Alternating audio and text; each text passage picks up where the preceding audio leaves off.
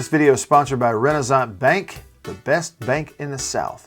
Check them out online at renaissancernation.com. Hey, what's up? Matt Wyatt here. Check it out. This is Mississippi State versus Kentucky. A little film study of how Garrett Shrader, this true freshman quarterback, and Kylin Hill, big-time running back, were able to complement what the defense was able to do. They got off the field and got some stops, and Mississippi State got the win. Let's jump right in. Here's a big play, no score. They motioned to three receivers with two tight ends. Out route by the tight end, and Willie Gay, the backside linebacker, is going to jump underneath this thing in zone coverage and pick it off. Kind of stares it down, pulls him over there, and then just an athletic play reads him, pick six. I'm going to show you how it happened. So I think quarterback's eyes are a big part of this. You look at design. They start over here, so it looks like 2 by 2, but then motion him across to get to a three receiver set. And so they're trying to go levels as well. Deep, intermediate out, underneath out. In this zone coverage, they do a couple things. First of all, this is a nickelback Brian Cole. So it's only two linebackers, true linebackers on the field. And play side, Errol Thompson's coming for the quarterback. So Willie Gay's job is to replace him in zone coverage and get there. So because of that, his steps are already this way to begin with to get out here. Then he looks at the quarterback, and you can see he's seeing him right now, just reading his eyes. Quarterback is staring down a tight end. So, he's kind of following him, and then he's going to turn. You're going to see Willie Gay find the tight end. One little glance finds him, and now he's covered it, and now it's just a matter of jumping the football. So he's doing what he's supposed to do and in position to kind of use his instincts to make a big play. See it from behind? Here comes Thompson. Gay's going to get over and replace him in his zone coverage. There you saw the peek at the tight end, and now he's in position, going to turn and find the football, and just reads his eyes and jumps it the whole way. This is an excellent play here by Cam Dantzler, the corner, one of the better corners in the conference, against a big, tall receiver who's really been a red zone threat for Kentucky this year. Kind of eats him up. Because he had, outside hip pocket position, the ball had to be kind of thrown up high and inside, and you force it incomplete. And if you look at what State's doing right here, they do a pretty good job of disguising the man free. You get motion tight end across to get to 3 by 1 to single him up. Now, pre-snap, State's not really trying to hide anything right here. They're in man, but what the safeties do is you see he comes to this side, the safety is going to flip themselves. So Landrews comes up, and Morgan drops back. And on that single side, with that safety in the middle, look at the man-to-man coverage. He's going to just kind of stalemate him right here or stand his ground and get on his outside. So in his second step, Dantzler's opening up and going to give him an inside release. Instead of allowing him to get to the outside, that's going to take away the back shoulder throw. In this situation, that is the receiver you want one-on-one if you're the Kentucky quarterback, so he's made the right choice. But the coverage is just really good. He's right in his hip pocket. He's taking away the back shoulder to the outside, which is what you want. And because of where he is, if the ball's underthrown at all, it could be a pick. You've got an outside position as a DB because you have help from the safety on the inside. So it really closes the window that the quarterback has to throw it in, and you get an incomplete. Smash concept route to the wide side of the field. They've got 7-man protection against what turned out to be a 5-man rush. Ball flutters on him, but it's a good throw. It's a good throw because it's in the right spot where it's a catchable football. The protection really holds up. Again, they show a 3-man front with a 4-linebacker look, so classic 3-4 defense. They've got a tight end who's going to check back inside on protection, and also running back who's going to check backside in protection. The protection here really is key because what you have is center who's going to match up against that nose guard in that 3-man front, and he's going to get help from the left guard. So they're going to protect the middle right here because they've got extra protection on the edge.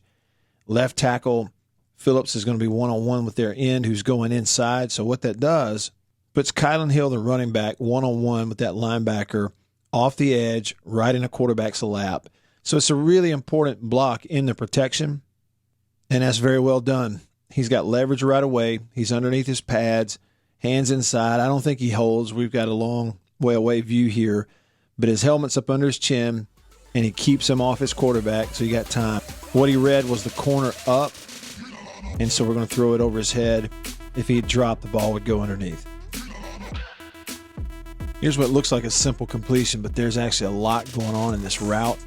3 receivers out of their snug formation into the right side of the field off of a play action look, and it comes out to the tight end open, turn it up for a first down.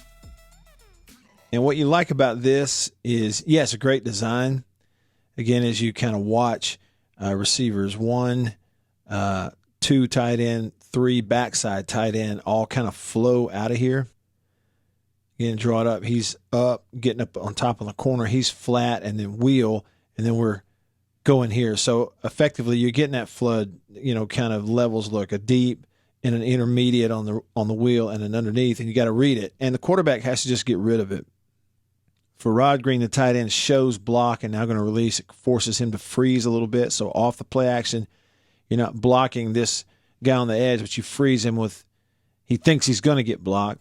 Just enough time for your quarterback to be able to get it to the tight end underneath because he has to.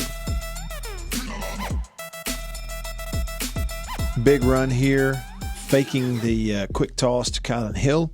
Let's take a look at the play. It's really blocked well, makes a cut, get past the corner, and turn it into a big play. So this play is designed well. Pre-snap, you get the formation you want, but it is really blocked well. One thing to take a look at is they give it kind of a power look by blocking down with the left guard and left tackle and wrapping the right tackle around there. So pulling Tommy Champion, number 70, around in front.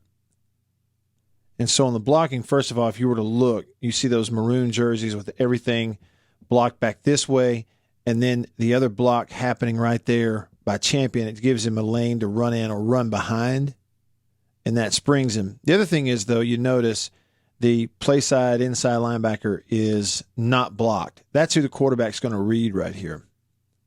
So after the snap, if he steps straight forward, you're going to pitch that to Kylin Hill. But if he flows over the top outside, which he's doing right there with that step, he's already read it, little fake toss, and now he's going to keep it back inside. One other thing to notice is the slot receiver up top is already positioning himself to block his slot defender. And this safety, who's going to be in a position to defend against the run, has his eyes squarely on him and never looks into the backfield. So with the linebacker out of there, the safety watching this block and thinking, I've got to get outside, that opens up the middle of the field wide open for a big run if you can get past the line of scrimmage. And you do, because it's blocked really well. That's wide out and corner, so it's a good cut. Even though the corner doesn't get blocked, you're able to cut off of him and extend the play. Here's nickel defense, 4 linemen, 2 linebackers, and Shoop on 2nd and 10, going to bring linebacker and nickel off the hash, 2 to one side. You get tackle tied up, guard is inside, can't get back around to the linebacker quick enough, and the back is going to take the farthest man to the outside. Again, you can see guard gets caught inside that rush, and now linebacker is going to come scot-free to the quarterback and get him to the turf. Here's Chauncey Rivers on a speed rush to the outside, going to get to the quarterback. It's 3rd and 15, so he's kind of revved up. He really does a nice job kind of getting his arm and forcing the tackle's hands down. The tackle gets his hips turned, which is a big no-no. But again, 3rd and 15, so you look at what State's doing defensively. They're actually matching up everywhere underneath in man-type responsibilities and still keeping 2 safeties on top. So they're only going to rush 4 because it is 3rd and 15, just trying to force that field goal. So Spencer, the boundary defensive end, is going inside. He's taking this angle to try to bring people across, and they're trying to loop both defensive tackles around to the outside this way. So we're going to twist everything like this to try to get a guy free. Meanwhile, we're speed rush over here by Chauncey Rivers. slaps his hands down, get him off of him, and gets to the QB. So his first step is pretty good. Tackle not bad either. Right there, that looks okay, but when he comes down with his arm, gets his hands off of him, now you're going to see the tackle reach and kind of get over his toes and lean. I don't know if you could see that, but see him go over his toes. That move right there by Rivers to kind of take that arm bar and just shove his hands down, pulls him off balance. Now the tackle is out over his toes, and now it's over. He's to the outside, and he's definitely going to get there. Big key to those second quarter scoring drives, State building that lead before halftime. Garrett Shrader throwing the ball. On one of the TD drives, he was 4 for 4, and on the next one, he was 3 for 3. There's another big run off of a read for the quarterback where it looks like could be speed sweep, but he's going to read the next level. He decides to keep it right here, and this is that 3rd down and 4, 40-plus yard run in the fourth quarter. And a couple things about this that are really interesting and how they get it done. Kind of like we saw earlier on the quick toss, they're reading that linebacker, but he was lined up here with the back going that way, and they called it, play side inside. And with the guard pulling out of here, he's looking up this defensive end the whole way, looking for him.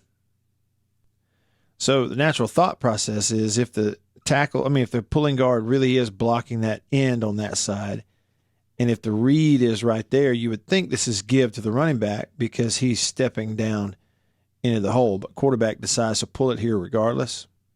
And you couldn't help but wonder if he pulls it because he kind of loses sight of the linebacker. Or they could be reading the defensive end. Now, if the read is the end and he stays out right here, then definitely this would be the right read.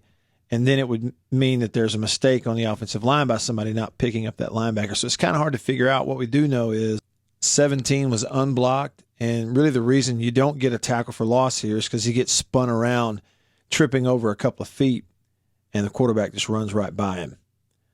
So it's a big play in the fourth quarter, led to the last touchdown that iced the game. When you see it from behind, here's your pulling guard who he's definitely trying to look up the end, whether he's supposed to or not. We don't know what the call is.